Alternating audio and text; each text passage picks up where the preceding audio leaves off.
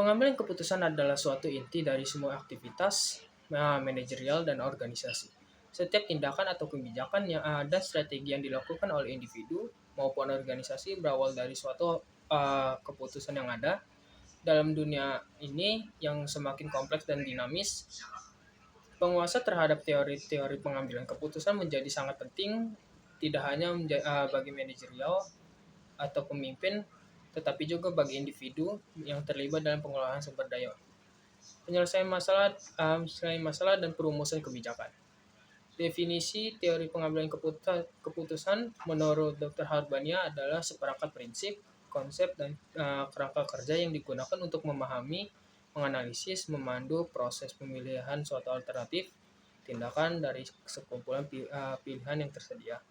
Teori ini tidak hanya menyoroti dimensi rasional dari proses pengambilan keputusan, tapi juga mencakup aspek perilaku, psikologi, lingkungan yang turut mengenai cara manusia membuat keputusan. Terdapat beberapa bentuk teori pengambilan keputusan. Yang pertama itu teori normatif, yang mana teori ini berfokus pada pendekatan ideal dalam pengambilan keputusan. Ia berasumsi bahwa pengambilan keputusan memiliki akses ke semua informasi yang relevan, dapat mengidentifikasi semua alternatif yang memungkinkan, dan dapat mengevaluasi setiap alternatif berdasarkan kriteria dan yang rasional dan objektif. Yang kedua itu teori deskriptif, yang mana berbeda dengan teori normatif. Teori ini berusaha memahami bagaimana keputusan itu benar-benar dibuat dalam kehidupan nyata, dan dalam kasus ini banyak yang untuk mengambil keputusan tidak memiliki semua informasi yang dibutuhkan, terpengaruh oleh bias kognitif, tekanan, waktu, dan emosi, serta keterbatasan kapasitas kognitif.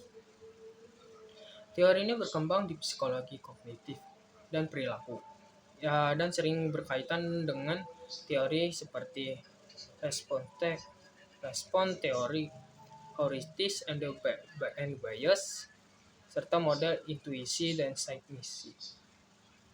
Yang ketiga itu ada teori perspektif, yang mana teori ini bertujuan untuk menjembati kesenjangan antara teori normatif dan teori deskriptif. Ia tidak hanya menggambarkan bagaimana keputusan ini seharusnya atau biasanya diambil, tetapi juga menawarkan pendekatan praktis yang bisa diterapkan untuk membantu orang-orang untuk membuat keputusan yang menjadi lebih baik lagi. Ini meliputi penggunaan alat bantu pengambilan keputusan seperti software, model simulasi, dan sistem pendukung keputusan atau decision support system. Teori ini sangat berguna untuk dalam pengembangan teknologi informasi, manajerial, pelatihan dan pengambilan keputusan, dan perencanaan sistem organisasi berbasis data. Oke, sekian aja dari video saya.